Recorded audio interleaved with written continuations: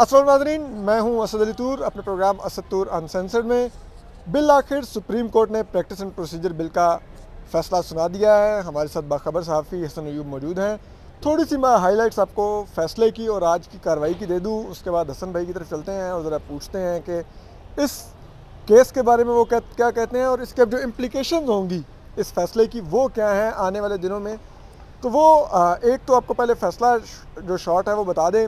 In short ये है कि जो कोर्ट है उसने 10-5 की अक्सरियत से इस कानून को बरकरार रखा है और जो कमेटी जो 3 जजेस की बैठ के ये डिसाइड करेगी कि कौन से बेंचेस बनेंगे और कौन से केसेस मुकर्रर होंगे। केसेस तो मुकर्रर होने का जस्टिस काजी फैसला बता चुके हैं, जस्टिस जो हैं कि वो उन्होंने रजिस्ट्रार को राइट दे दिया, लेकिन जो बेंचेस की तश्कील के लिए जो और आर्टिकल 184(3) का सो मोटो नोटिस लेना है कि नहीं, इस पर 10-5 की अक्सरियत से ये फ़ैसला आया है कि 3 मेंबर कमेटी ही बैठेगी। और वो जो 5 जजेस जिन्होंने इख्तलाफ किया है जो अक़लियत में हैं उनमें जस्टिस एजाजुल एहसन हैं, जस्टिस मुनीब अख्तर हैं, जस्टिस मुज़ाहिर अकबर नकवी हैं, जस्टिस आयशा मलिक हैं और जस्टिस शाहिद वहीद हैं। इनमें से 3 जो जजेस हैं उनका तो अपना इंटरेस्ट है इस मामले के अंदर, क्योंकि वो फ्यूचर के चीफ जस्टिस हैं, जस्टिस एजाजुल एहसन, जस्टिस मुनीब अख्तर और जस्टिस आयशा मलिक। शाहिद वहीद साहब भी जी, शायद वही चीफ जस्टिस बनेंगे जी, बनेंगे। फुल अच्छा, बनेंगे। सॉरी, 4 चीफ जस्टिस हैं फ्यूचर के जो जिनका अपना इंटरेस्ट था इसके अंदर। इसी तरह फिर जो दूसरा मामला है कि राइट ऑफ अपील, उसके अंदर 9-6 की अक्सरियत से फ़ैसला आया है और 9 जजेस ने अक्सरियत ने यह फ़ैसला दिया है कि राइट ऑफ अपील मिलेगा आर्टिकल 184(3) के केसेस में। इसमें जो जिन जजेस ने इख्तलाफ किया है वो 6 जजेस अक़लियत में हैं, justice Ejazul Ahsan, justice Munib Akhtar, justice Yahya Afridi, justice Ayesha Malik, justice Mazahar Akbar Naqvi और जस्टिस शाहिद वहीद। फिर जो एक चीज़ जहाँ पर ये majority chief justice Qazi Faez ईसा के पास नहीं रही, वो मामला था कि क्या जो माजी में आर्टिकल 184(3) के केसेस डिसाइड हो चुके हैं उनके ऊपर राइट का अपील अब दिया जा सकता है। तो इस पर justice Qazi Faez Isa, justice Sardar Tariq Masood, justice Aminuddin Khan, justice Jamal Khan Mandokhail, justice Mansoor Ali Shah और जस्टिस मुसरत हिलाली ये अक़लियत में चले गए हैं और दूसरी साइड अक्सरियत में आ गई है। लेकिन ओवरऑल ये कानून अब अपनी जगह पे स्टैंड किया है। लेकिन आज जो समाअत थी उसमें जो एक और चीज़ जो बहुत दिलचस्प थी वो आज जस्टिस काजी फाइज ईसा ने बज़ाहिर जो उनके साथ माजी में जो बंदयाल परस्त जजेस ने किया था उस पर भी उनको खरी खरी सुनाई। एक मौके पर उन्होंने जस्टिस मुज़ाहिर अकबर नकवी को जब वो कह रहे थे कि ये क्या कमेटी रूल्स डिसाइड करेगी, तो उन्होंने कहा कि बराए मेहरबानी ये कमेटी का मामला नहीं है डिस्कस होना, आप लॉ को डिस्कस करें जिसको चैलेंज किया गया है और यहाँ पर कमेटी में डिस्कस किया जाए। फिर एक मौके पर जब जस्टिस मुनीब अख्तर बार बार इसरार कर रहे थे कि नहीं, क्या ये पार्लियामेंट की कॉम्पिटेंस है वो ये कानून बना सके, क्या पार्लियामेंट का इख्तियार है, क्या पार्लियामेंट ये कानून साजी कर सकती है, तो justice chief justice Qazi Faez ईसा ने उस मौके पर रिमार्क्स दिए जो बड़े अहम थे। उन्होंने कहा कि ये मैं बहुत देर से सुन रहा हूँ, हमें मजबूर ना किया जाए कि हम बोलें। बार बार पार्लियामेंट के इख्तियार पे सवाल उठाया जा रहा है, पार्लियामेंट की दायरा कार पे सवाल उठाया जा रहा है। तो माजी में जो सुप्रीम कोर्ट करती रही, क्या वो अपने दायरा कार के मुताबिक करती रही? उन्होंने हवाला दिया कि जब उन्हीं के तरफ से जब आर्टिकल 184(3) के केसेस ना सुनने का फ़ैसला सुनाया गया तो उन्होंने कहा किस कानून और किस सुप्रीम कोर्ट के रूल के तहत एक 6 रुकनी बेंच बनाया गया जिसने हमारा फ़ैसला सस्पेंड किया, किस सुप्रीम कोर्ट के रूल्स के तहत एक बेंच बनाया गया जिस बेंच ने यह फ़ैसला दे दिया कि मैं इमरान खान के केसेस नहीं सुन सकता। तो इस किस्म के उन्होंने इनको सुनाए और जाहिर बात है ये सारे जजेस उस जिसे कहते हैं आइन के साथ खिलवाड़ में शामिल थे, जो कि जस्टिस काजी फैसला ने लफ्ज़ भी इस्तेमाल किया कि जो आइन और पाकिस्तान के साथ खिलवाड़ होता रहा माजी में, हमें मजबूर ना करें कि उस पर बोलें। तो ये सब कुछ हुआ है। हसन भाई साथ हैं, समीर, सॉरी इंट्रो थोड़ा लंबा हो गया, लेकिन आप आज की इस बात आपने भी देखी। अब आपकी नज़र में पहले तो बताइए कि आज की समाअत में आपके लिए अहम क्या बात थी, फिर जरा फैसले की इम्प्लीकेशंस पे आते हैं। चले फैसले से आते हैं, उल्टा चलते हैं। चले उल्टा फैसला भी हमेशा नीचे से पढ़ना शुरू करते हैं जब डिटेल्स फैसले आते हैं। अभी रीजंस आनी है, लेकिन एक चीज़ बड़ी क्लियर हो गई है कि 184(3) के मुकदमात का फैसला जो है के हवाले से जो बेंच कॉन्स्टिट्यूट करना है वो अब 3 मेंबर कमेटी है, यानी 1 मैन शो तो आज दफन हो गया। बिल्कुल। ठीक है, मास्टर ऑफ रोस्टर की इस्तेलाह भी ख़त्म होगी। ठीक ये जो बड़ा सुनते थे ना, मास्टर ऑफ द रोस्टर है और वन मैन शो है, तो अल्लाह का शुक्र ये है कि आज ये दोनों चीज़ें जो है ना ज़मीन बोस हो चुकी हैं। पाकिस्तान की सबसे बड़ी अदालत में भी अब जमहूरियत आ गई है। जमहूरियत आ गई है, या जो भी कर दें। अच्छा, दूसरी चीज़ ये है जी कि 184(3) के मुकदमात को कम से कम 3 रुकनी बेंच सुनेगा। और दूसरी इसमें अहम बात यह है कि जो आइनी तशरीह से मुतल्लिक मुकदमात होंगे वो कम से कम 5 रुकनी बेंच सुनेगा। अब जो अपील का राइट दे दिया गया है, यानी पहले तो रिव्यू था, रिव्यू के अंदर स्कोप बड़ा लिमिटेड होता है, तो अब जो अपील का राइट दिया गया है उसमें आप जो है एक तो बेंच भी उससे बड़ा बेंच सुनेगा और वो जजेस शामिल नहीं होंगे। यानी अब जो 20 अप्रैल को ये जो supreme court practice and procedure act है ये नोटिफाई हो गया था। अब 20 अप्रैल से ऑनवर्ड जितने मुकदमात हुए हैं उनमें जो अपील का राइट है वो दे दिया गया है। अब उस बीच में 184(3) का अगर कोई मुकदमा बना, कोई मुकदमा सुना गया है, तो उस मुकदमे के ऊपर सुनने वालों ने क्या मिसकंडक्ट किया है या नहीं किया, ये एक अनदर क्वेश्चन है। ये अब डिटेल रीजंस आएगी तो पता लगेगा। 2 बातें। तीसरी बात ये है कि अब उस मुकदमे के असर समात होगी। अब ये अपील में तो ये देखना है ना, अपील है ना। और अब जो मेन चीज़ आ रही है कि जो कौन सा केस 184(3) का जिसका डिसीजन इन बिटवीन आया है, जो मेरी निगाह में, वो नैब तरामीम को कलअदम करार देने का फैसला था। अब नैब तरामीम को कलअदम जो करार दे दिया गया, जिसके बाद बहुत से मुकदमात रेफरेंसेस दोबारा मुतलका नैब कोर्ट्स में जा चुके हैं, तो वो उस मुकदमे के खिलाफ पहले तो रिव्यू आ रहा था। रिव्यू में आपको मालूम है स्कोप बड़ा लिमिटेड होता है, तो अब दोबारा जो है वो इस तरह कोई नई चीज़ नहीं हो सकती उसमें। आप अब उसमें दोबारा अपील का राइट मिल गया और वो जजेस नहीं सुनेंगे। एक तो रिटायर हो चुके हैं, एक जस्टिस मंसूर अली शाह साहब हैं और एक जस्टिस जाजुल हसन है, ये तो हो गए ना माइनस। अब नया बेंच कॉन्स्टिट्यूट होगा और कम से कम 5 रुकनी बेंच होगा। तो अब ये 5 रुकनी बेंच सुनेगा, और क्योंकि उसमें भी जो मुकदमात थे फंडामेंटल राइट्स का सवाल बार बार उठाते थे कि इसमें कौन सा फंडामेंटल राइट जो है वो बुनियादी इंसानी हकूक़ जो है मुतासर हो रहे हैं, इसका जवाब नहीं दे सके थे ख्वाजा हारिस साहब। इसके बावजूद उन्होंने उनकी दरख्वास्तों को मंजूर किया और नैब की जो शिकें हैं उनको स्ट्राइक डाउन कर दिया, बोथसी को। तो अब ये चीज़ बड़ी अहम है, जिसके हवाले से इसके बेनिफिशरी अगर सपोजिटली जो बेसिकली अपील के अंदर वो अगर ये ऑर्डर रिवर्स हो जाता है तो फिर बहुत से बेनिफिशरीज़ हैं इसके, सैकड़ों की तादाद में कम से कम बेनिफिशरीज़ होंगे। तो ये 2 चीज़ें तो ये आ गई। खासतौर पे जो बड़े पॉलिटिशियंस हैं जिनके खिलाफ रेफरेंस दोबारा बनाया जाए, मुकदमात हैं, यूसुफ रिज़ा गिलानी साहब का है, मियां नवाज शरीफ साहब का है, आसिफ अली जरदारी साहब का है, इसके अलावा शायद खान अब्बासी साहब हैं, बहुत से लोग हैं जो उसमें दोबारा फिर उनको कम से कम जो है वो एक अपील का राइट मिल गया है। अच्छा, अब अगली बात करें जी कि अब इसका अब डिटेल रीजंस जब तक ना आए तो ज़्यादा तो बात नहीं कर सकते, लेकिन एक चीज़ जो कि शॉकिंग होगी चीफ जस्टिस काजी फ़ाइज़ ईसा के लिए भी, कि जस्टिस जाहिया अफरीदी ने यानी अपील का हक़ देने के हवाले से भी और माजी से तलाक़ के हवाले से भी दोनों बातों में उनसे इख्तलाफ किया है। और उनका जो इख्तलाफ है वो डेफिनेटली प्रिंसिपल जो है उन्होंने इख्तलाफ किया है, क्योंकि उनके जो रिमार्क्स थे उसमें कम से कम ये अंदाज़ा नहीं हो सका। हमेशा जस्टिस जाहिया अफरीदी साहब जो है ना वो सरप्राइज़ देते हैं और बड़े टची हैं 184(3) के हवाले से के मुकदमात की समात के हवाले से भी। आपको याद होगा कि जितने भी साकिब निसार साहब के 184(3) के 100 मोटो थे, उस बेंच से की केस की समात से वो रिक्यूज़ कर देते थे।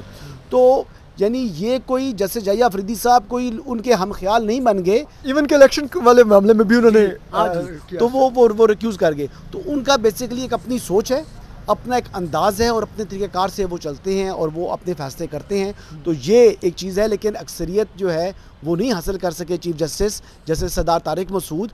तो ये है एक्चुअल जो खूबसूरती सुप्रीम कोर्ट ऑफ पाकिस्तान की, कि ये वो जजेस हैं जिनको जो कि हम ख्याल जजेस नहीं हैं, वो अपना फ्री माइंड अप्लाई करते हैं और अपना फैसला देते हैं, जो धड़ा नहीं है। मैं ये बात करना चाह रहा था। सबसे खूबसूरत बात ये है क्योंकि पहले तो माजी के अंदर जो बेंच जो है वो बनता था तो लोग पहले फैसला बता देते कि फैसला ये आना है, और आता भी वही था। हम कभी गलत साबित नहीं होते, बेंच देख के शक्ल हम बताते थे। तो बेंच देखकर फैसला बता देते थे, आप कहते थे यार सदा इन्हें दा फैसला है, और वही होता था, बिल्कुल वैसे ही होता था। तो वो चीज़ है। तो ये एक्चुअल जो है ये स्पिरिट भी यही होना चाहिए इंसाफ की, कि जज की शक्ल देख के या बेंच के अंदर कौन कौन से जजेस शामिल हैं ये देखकर, इन 5 का तो किसको नहीं पता था कि ये 5 अगेंस्ट जाएंगे। आप बताएं, आपको नहीं मालूम था? सबको पता था, सबको मालूम था। अच्छा, असल में तो होना ये चाहिए था कि इन 5 को, क्या जो मौजूदा चीफ जस्टिस को और दीगर चीफ जस्टिस साहिबान जिन्होंने मुस्तकबिल में चीफ जस्टिस बनना था, उनको तो इस बेंच में शामिल ही नहीं होना चाहिए था, क्योंकि उनके पर्सनल इंटरेस्ट आ जाते हैं। जब पर्सनल इंटरेस्ट आ जाए तो वो उससे मुतल्लिक फैसला कर रहा हो, ये भी मुनासिब नहीं था। तो चीफ जस्टिस साहब को भी नहीं सुनना चाहिए था ये केस। हालांकि गो के वो उन्होंने अपने इख्तियार देने के हवाले से वो उन्होंने फैसला दिया, जस्टिस मंसूर शाह साहब ने भी अपने इख्तियार देने के हवाले से फैसला किया, लेकिन इन दो जजेस को भी, और जस्टिस जो है यही अफरीदी साहब को भी, justice Ijazul Hasan, justice Munib Akhtar, justice Ayesha Malik और जस्टिस जो है शाहिद वहीद साहब को इस बेंच में नहीं होना चाहिए था। ये मेरी जाती राय है, may be I am wrong, लेकिन कॉन्फ्लिक्ट ऑफ इंटरेस्ट तो आता है ना कहीं उनके अपने इख्तियारात का मफादात का टकराव आ जाता है, उस चीज़ पर आ जाता है। अच्छा, और फिर जितने इन्होंने यहाँ पर आज रिमार्क्स दिए, तो एक चीज़ तो ये सामने आ गई ना कि वो कहते थे जी कि सादा कानून साजी से आप सुप्रीम कोर्ट के अंदर आप मुदाखलत नहीं कर सकते, रूल नहीं कर सकते, तो ये चीज़ तो कम से कम 10 जजेस ने अपहेल्ड कर दी, और बुनियादी तौर पर ये 15 रुकनी फुल कोर्ट का फैसला है। अब ये 10-5 नहीं काउंट होगा, ये फुल कोर्ट का फैसला काउंट होगा, और फुल कोर्ट का फैसला यही कहता है कि जी पार्लियामेंट जो है वो सुप्रीम है, और पार्लियामेंट अगर कोई भी ऐसी चीज़ जो कि आईने पाकिस्तान से मुतसादिम नहीं है, उस हवाले से direction supreme court of Pakistan को दे सकती है। बिल्कुल बिल्कुल। और इसमें जो आज जस्टिस मुसरत हिलाली ने भी एक रिमार्क्स दिए, वो आपकी बात में हसन भाई ऐड कर दूं। उन्होंने कहा कि आर्टिकल 239 वर्ड यूज़ करता है कॉन्स्टिट्यूशन का, तो उसमें तो अगर कोई अमेंडमेंट करनी है तो वो तो आईनी ही चाहिए 2/3 मेजॉरिटी के साथ, लेकिन जो 191 है उसमें वर्ड होता है constitution and law, subject to constitution and law. तो उन्होंने कहा तो उसका मतलब है कि वो आपको अलाउ करता है कि आप लॉ बना सके, और उसी के तहत ये लॉ बना। फिर देखिए रूल्स ये अमेंड हुए हैं ना थ्रू लॉ, तो रूल्स से हमेशा सबसर्वेंट होते हैं, और लॉ उससे सुपीरियर, एक्ट उससे सुपीरियर होता है, और उससे ऊपर आता है कॉन्स्टिट्यूशन। तो वो चीज़ जो इख्तियारात कॉन्स्टिट्यूशन ऑफ पाकिस्तान ने सुप्रीम कोर्ट को दिए हैं, उससे मुतसादम कोई एक्ट कायम नहीं रह सकता, उसको स्ट्राइक डाउन करने का सुप्रीम कोर्ट को आज भी इख्तियार हासिल है। ऐसी बात नहीं है कि जी पार्लियामेंट जो है वो कोई अपनी मनमानी कर सकता है, पार्लियामेंट कोई अपना जो है वो धौंस जमा सकता है सुप्रीम कोर्ट के ऊपर, ऐसी बात नहीं है। जो ट्राइकोटमी ऑफ पावर है वो आज भी बरकरार है, इससे कोई सुप्रीम कोर्ट के इख्तियारात या अदलिया की आज़ादी अंडरमाइन नहीं हुई, लेकिन एनहांस ज़रूर किया गया है, रेगुलेट ज़रूर किया गया है कि 1 मैन शो से 3 मैन शो हो गया है। और 184(3) क्या है? ये सुप्रीम कोर्ट की ओरिजिनल जुरिस्डिक्शन है, जो सुप्रीम कोर्ट जहाँ से अपने मेन इख्तियार लेता है, अपनी ताकत लेता है। तो सुप्रीम कोर्ट की ताकत आज भी बरकरार है, लेकिन वो रेगुलेट हो चुकी है। और जो माजी में जिस तरीके से, अब देखें ना, इसको अंडू करने के लिए अब आपको क्या करना पड़ेगा? अब देखें ना, इसको अपहोल्ड किसने किया? 15 रुकनी बेंच ने, फुल कोर्ट ने। अब या तो इससे बड़ा बेंच बनाएं या कॉन्स्टिट्यूशनल अमेंडमेंट करें। बिल्कुल। और उसमें वो जो इसमें जो फुल कोर्ट वाली आपने ये बात की है कि उसमें क्या, उस पर जस्टिस आयशा मलिक बहुत ज़्यादा बार वो इसरार कर रही थी कि फुल कोर्ट की अपील कहाँ पर जाएगी। तो इस पर चीफ जस्टिस कादी फाजिसा ने उनको भी जवाब दिया, और उन्होंने कहा कि मैं जवाब देता हूँ अटॉर्नी जनरल साहब इनको। और फिर उन्होंने कहा कि बात सुनिए, अगर आप लोगों को फुल कोर्ट का इतना मामला है तो मैं गलती मानता हूं कि मैंने इस मामले पर फुल कोर्ट बना दिया, लेकिन आप लोग भी उसमें शामिल थे। अगर आप जजेस को इतना एहसास था कि कल को अगर ये कानून बरकरार हो गया और इसके खिलाफ अपील आनी हुई, तो फिर हम इस बेंच में ही नहीं बैठते। और जब 8 रुकनी बेंच इससे पहले साबिक चीफ जस्टिस मुर्तज़ा बंदियाल साहब ने बनाया था, तब भी आप लोगों को क्यों नहीं ख्याल आया कि अगर ये कानून बरकरार रह गया तो अपील कहाँ पर जाएगी? तब तो आप लोग फ़ौरन बैठ गए, और आज आप लोगों को फुल कोर्ट और अपील याद आने लगी है। यार एक बात याद रखें ना, मुझे वो बात याद आई है। आपको पता है कि जस्टिस काजी फाइसा की जब सुप्रीम जुडिशल काउंसिल की कार्रवाई के ख़िलाफ़ उन्होंने उसको चैलेंज किया था सुप्रीम कोर्ट ऑफ पाकिस्तान में, तो जस्टिस जाजुल हसन ने और जस्टिस सदात तारिक मसूद ने दोनों ने रिक्यूज़ कर दिया था। सदात तारिक ने रिक्यूज़ किया था, जाजुल हसन ने मजबूरी में चलो मजबूरी में कर गया था, लेकिन उनको करना पड़ गया ना। वजह क्या थी? कॉन्फ्लिक्ट ऑफ इंटरेस्ट था। तो बेसिकली मैं तो अभी भी ये बात रिपीट करूंगा कि इन जजेस को चीफ जस्टिस के इख्तियारात से मुतल्लिक मामला था ना, ठीक है, बशमूल चीफ जस्टिस के। मेरी बात शायद उनको पसंद नहीं आएगी, बशमूल चीफ जस्टिस के, यानी इनको ये मुकदमा नहीं सुनना चाहिए था, और मैं ये पहले एक क्वेश्चन रेज़ करने लगा था, फिर मैंने सोचा, मैंने कहा ये क्वेश्चन अगर रेज़ किया तो लोग कहेंगे ये शायद कोई इसको इनसिक्योरिटी है, और ये जनाब जस्टिस काजी फाइसा के ख़िलाफ़ को बात करना चाह रहा है या इस तरह की बात करना चाह रहा है, और फुल कोर्ट था, ट्रांसपेरेंसी भी थी, तो इस वजह से मैं खामोश हो गया हूँ। अब फैसला आ चुका है, तो अब ये पब्लिक डॉक्यूमेंट है, पब्लिक डोमेन में आ चुका है, तो उस पर बात भी करें। और वो मेरे कुलीग के साथ वैसे ज़्यादती हो गई है, मेरे कुलीग की आज जो है ना वो पटिशन डिसमिस हो गई है। आपके मेरे साथ फिर- शो में कुलीग होते हैं, हाँ। तो उनकी मैं नाम नहीं लूँगा उनका, वो इसमें मेन पटिशनर थे और ख्वाजा तारिक रहीम उनको रिप्रेजेंट कर रहे थे। उनकी पटिशन जो है वो डिसमिस होगी आज। चौधरी गुलाम हसन तो नहीं थे? बस जो भी नाम था उनका। ठीक है, वो इसी किस्म की पिटिशन कर सकते हैं वैसे। अच्छा हसन भाई, एक चीज़ और, लाइक एंड में जो जस्टिस सरदार तारिक मसूद ने जो कंक्लूड किया, इस्लाम के हवाले हाँ किया ना, उन्होंने वो भी कुरान एक, का हवाला दिया। हाँ वो भी एक लिहाज से आउटबर्स्ट मुझे लगा उनका कि वो भी बहुत से बहस सुन रहे थे, तो उन्होंने कहा कि बात सुने, वो इकराम चौधरी साहब को उन्होंने कहा कि जब माजी में मार्शल लॉ लगते थे, ठीक है, और आप एक चीफ जस्टिस अपनी मर्जी का बेंच बना के उसको वैलिडेट कर देता था, तो आप लोग उसके खिलाफ सड़कों पर होते थे। आज वो अमरियत रोकने के लिए ये कानून बना है, तो आप लोग इसके खिलाफ आ गए, ये हमारा मुस्तकबिल है। और कुरान भी कहता है कि आप मुशावरत से करें काम, और आप लोग लगे हुए हैं इसके खिलाफ करने। तो ये क्या एक ऐसा आपको लगता है अब एक ऐसी कोर्ट अब बढ़ने जा रही है जो ना तो मार्शल लॉ वैलिडेट्स करना चाहती है और ना ही किसी सियासी जमात के लिए सहूलतकारी करना चाहती मैंने है? आपको कल भी प्रोग्राम में बोला था कि ये सहूलतकारी जो मुयस्सर थी इमरान खान साहब को, मौजूदा चीफ जस्टिस काजी फायज़ ईसा आइन और कानून के मुताबिक चलने वाले हैं, अपने हल्क की पासदारी करने वाले हैं, वो सहूलत मुयस्सर नहीं होगी former prime minister Mohammad Nawaz Sharif साहब को। ये बात मैं बड़े दो टोक अंदाज में बोली और मैं उस बात को रिपीट करता हूँ। लेकिन मैंने साथ ये भी कहा था कि जो उनके ख़िलाफ़ मुकदमात हैं वो बड़े फजूल किस्म के मुकदमात हैं, वो बरकरार रहते हैं, मुझे दिखाई नहीं दे रहे।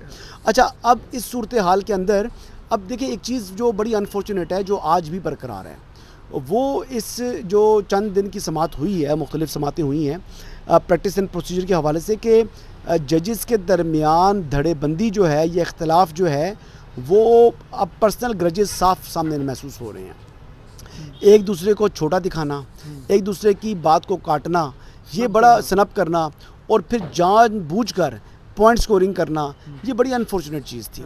अब जो समझ रहे थे कि जैसे यानी आपको पता है कि केस मैनेजमेंट कमेटी में चीफ जस्टिस ने जो जस्टिस मंसूर अली शाह के साथ जस्टिस मुनीब अख्तर को रखा था, लेकिन इसके बावजूद अब मुझे जस्टिस मुनीब अख्तर के और चीफ जस्टिस के बिलखुसूस आपस में ताल्लुकात बिल्कुल भी आगे जो है ना अच्छे तरीके से खुश असलूबी से आगे बढ़ते दिखाई नहीं दे रहे।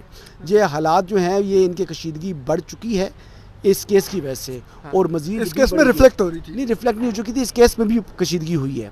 और जिस तरीके से एक दूसरे के ऊपर जो है ना वो बातचीत हो रही थी, और ये कोई ज़्यादा अच्छा साइन नहीं था, और ये साइन जो है वो मुल्क में जो हमारी सुप्रीम कोर्ट है उसके लिए अच्छा नहीं है। अब देखना ये है कि आप कह रहे हैं जो डिवीज़न आई थी वो बरकरार रहती है, आपको नजर ज़्यादा मजबूत हो चुकी है, वो ज़्यादा मजबूत हो चुकी है। देखिए ना, इस साइड ने अपना एक धड़ा बनाया हुआ है, इस साइड चाहे अब ये माइनॉरिटी में आ गए हैं लेकिन इनका धड़ा है, ये अपने तरीक़ाकार से इन्होंने रखा हुआ है। देखिए अब इनको आप कह रहे हैं बंदयाल प्लस धड़ा कंटिन्यू कर रहा है? उस टाइम भी मैंने आपसे अर्ज़ की थी ना कि चीफ जस्टिस उमरता बंदयाल जो थे, साबिक चीफ जस्टिस उमरता बंदयाल, उनको ड्राइव कोई और कर रहा था और उनका स्टीयरिंग व्हील किसी और के हाथ में था, उनकी डोरियाँ किसी और के हाथ में थी। जिनके हाथ में डोरियाँ थीं अब वो ख़ुद जो है वो आगे हैं। बल्कि मैंने ये आपको बोला था कि मेरे सोर्सेज बता रहे हैं कि उन्होंने कहीं किसी जगह इस बात का इजहार भी किया था कि इनके लिए मुश्किल वक्त आ चुका है, लेकिन यानी आते साथ ही चीफ जस्टिस काजी फायज़ ईसा ने कोई उनके लिए मुश्किलात में इजाफा नहीं किया। लेकिन ताली कहते हैं दोनों हाथों से बजती है, और हालात मुझे अच्छे दिखाई नहीं दे रहे। होगा क्या, मैं कोई पेशगोई नहीं करूँगा, लेकिन हालात अच्छे नहीं हैं, हालात अच्छे नहीं हैं। और जस्टिस मज़ाहिर अली अकबर नकवी साहब के जो हालात हैं वो तो बिल्कुल ही अच्छे नहीं हैं। उनके लिए उनका अपना किया धरा है, उनकी ऑडियो लीक्स है, उनकी तमाम चीज़ें मौजूद हैं, तो उसके लिए तो उनका मिसकंडक्ट के हवाले से जो मामला ऑलरेडी सुप्रीम जुडिशल काउंसिल में मौजूद है, तो वहाँ से तो मेरे ख्याल से उनके लिए बतौर सुप्रीम कोर्ट के जज रहना बज़ाहिर बहुत मुश्किल है। हसन भाई, आखिर में एक सियासी सवाल, क्योंकि इस फैसले की ज़ाहिर बात है सियासी इम्प्लीकेशंस भी हैं। अब माजी से राइट ऑफ अपील नहीं दिया गया, ठीक है, मियां नवाज शरीफ पनामा केस में आर्टिकल 184(3) के तहत ही वो टेकअप हुआ था और उसमें उनको लाइफ टाइम डिस्क्वालीफाई कर दिया गया, ठीक है। उनकी डिस्क्वालिफिकेशन भी वो उनके खिलाफ 62(1)(f) भी आर्टिकल 184(3) में लगा, और फिर क्या आर्टिकल 62(1)(f) में लाइफ टाइम डिस्क्वालिफिकेशन है वो भी आर्टिकल 184(3) में टेकअप हुआ, तो क्या एफ जो है ना उस पे क्या में बेसिकली मेंशन नहीं था कि नाअहली की मुद्दत क्या है। अब इलेक्शन एक्ट में ही तरमीम हुई थी ना, जिसमें बता दिया था कि मैक्सिमम पेनल्टी जो डिस्क्वालिफिकेशन है वो सिर्फ नवाज शरीफ के लिए, जहांगीर तरीन के लिए नहीं है, वो इमरान खान साहब भी आजकल नाअहल हैं, ठीक है, या कह दें कि नाअहल इमरान खान, नाअहल नवाज शरीफ, नाअहल जहांगीर तरीन, यही कहते थे ना। नवाज शरीफ तो शुरू से बेचारा नाअहल था, उसके बारे में तो कई चैनल हेडलाइंस लगाते थे कि नाअहल नवाज शरीफ, तो अब नहीं कहते कि नाअहल इमरान खान। तो बहरहाल इमरान खान साहब की जो नाअहलियत है वो अब 5 साल मैक्सिमम है, 5 साल में जिस दिन से उनकी कन्विक्शन हुई है। तो नवाज शरीफ साहब की जिस दिन से कन्विक्शन हुई थी वो तो नाअहली ख़त्म हो चुकी है। तो अब नाअहली जो है, 22 को खत्म। हाँ जी, वो ख़त्म हो चुकी है। अब तो ये जो केसेस हैं, ये अपील अगर इनकी मंजूर हो जाती है तो उनकी नाअहलियत ख़त्म है। ठीक, बहुत शुक्रिया हसन, बहुत शुक्रिया, थैंक यू। आप सुन रहे थे, आज बिलाखिर इस बड़े केस का फैसला आ गया है। अब देखना होगा कि इसके बाद जो अहम केसेस हैं जस्टिस कादी फाइसा उनको कब टेकअप करते हैं, किस तरह के बेंचेस की तश्कील होती है और उन बेंचेस से फिर क्या फ़ैसले आते हैं, ये बहुत अहम होगा। अब तक जो मुल्क में जो हालात हैं उसमें सुप्रीम कोर्ट की डायरेक्शन सेट नहीं हो रही थी, लेकिन अब सुप्रीम कोर्ट उस पोजीशन में आ गया है जहाँ पे अब वो अपनी डायरेक्शन सेट करेगी और वो अब आने वाले दिन तय कर देंगे, हफ्तों नहीं दिन तय करेंगे। अपना ख्याल रखिए, अल्लाह हाफ़िज़।